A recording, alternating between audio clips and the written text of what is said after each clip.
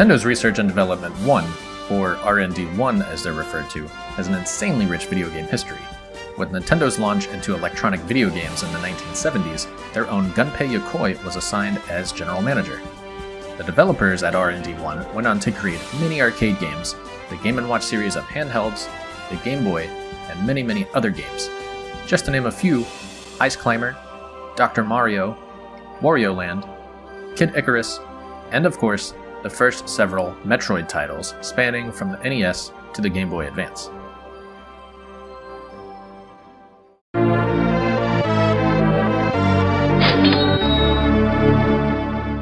Today, we're revisiting the title Metroid 2: Return of Samus for the Game Boy. It's also found on the 3DS as Metroid Samus Returns, and very little changes story-wise, so I will be showing mostly footage of it, because let's face it, Game Boy footage is hard to look at. The 3DS remake also happens to be the most recent Metroid game released as of this video, coming out in September 2017.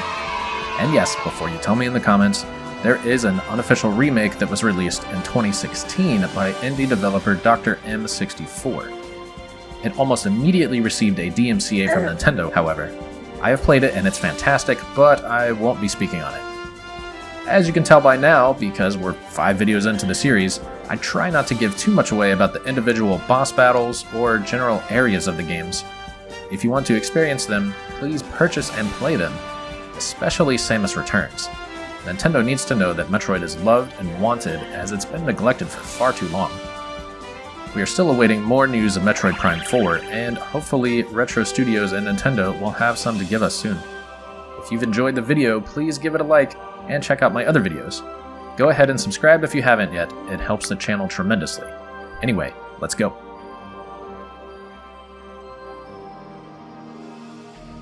After the events of Metroid 1 and the Metroid Prime series, which you can check my videos on those here and in the description, Samus is sent to SR-388, the home planet of Metroids, in order to completely eradicate the entire species, and also determine what happened to the Galactic Federation Special Squadron since they've gone MIA after being sent on the same mission. And holy crap, this might be the first instance in a Metroid game where Samus's gunship is not busted, which causes her to crash land on a planet. Imagine that. During the game, Samus encounters and destroys the Metroids as they appear in all different stages of their life cycle, growing from small, jellyfish-like creatures everyone is familiar with into huge, scaly Omega Metroids that can fire beams from their mouths.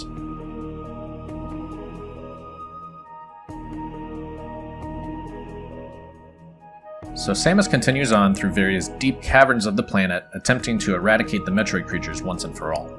One addition to the remake is the inclusion of the Diggernaut enemy. The Diggernaut is a Chozo mining robot that continually harasses Samus as she makes her way through the game. Fun fact, the Diggernaut also appears in Smash Ultimate as a support spirit, granting immunity to being buried by pitfalls. After defeating the Diggernaut and several Omega Metroids, Samus encounters the Queen Metroid in her nest with several larvae, and eliminates them.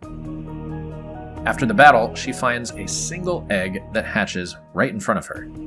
She prepares to kill the infant Metroid, but the hatchling does not attack. Instead, it believes Samus to be its mother. Samus is unable to bring herself to kill it and takes the Metroid baby with her.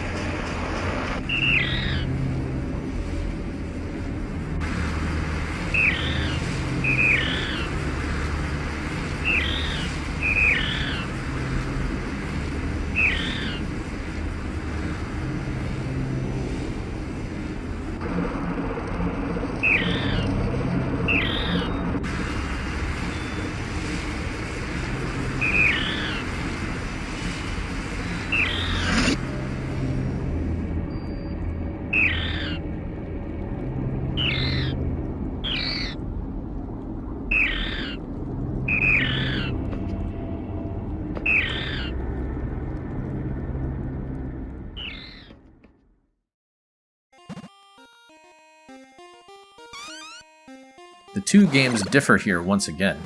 In the original, the baby Metroid helps Samus exit the caverns by eating crystals that block the path. Samus reaches her ship and boards, bottling the baby Metroid and leaving the planet towards Sarah's space colony. In Samus Returns, however, once reaching the surface, Proteus Ridley attacks and attempts to steal the baby. There is a battle, of course, and Samus defeats Ridley once again with some minor help from the hatchling.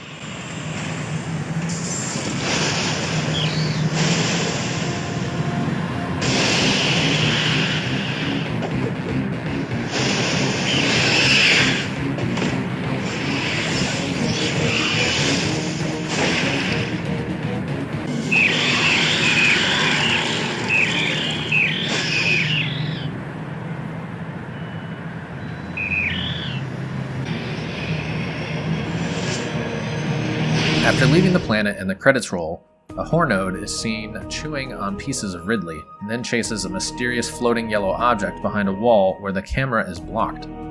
We see the yellow object rise above the wall, then aggressively attack toward where we assume the Hornode is, thus setting up the future of the Metroid and the X-Parasites for a game that's still a little bit away now.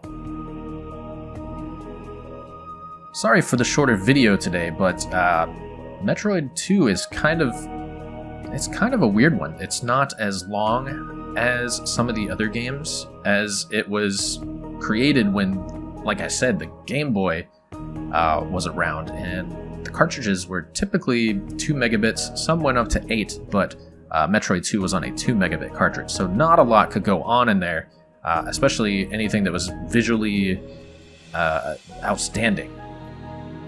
The 3DS remake is an excellent game. I urge everyone to play it, and I hope that you continue enjoying these videos. Make sure that you subscribe again, and I will see everyone for the next video. You know what game is coming next. This is a game that's on everyone's top 10 lists, especially if we're talking about just Super Nintendo. Make sure you're there for that.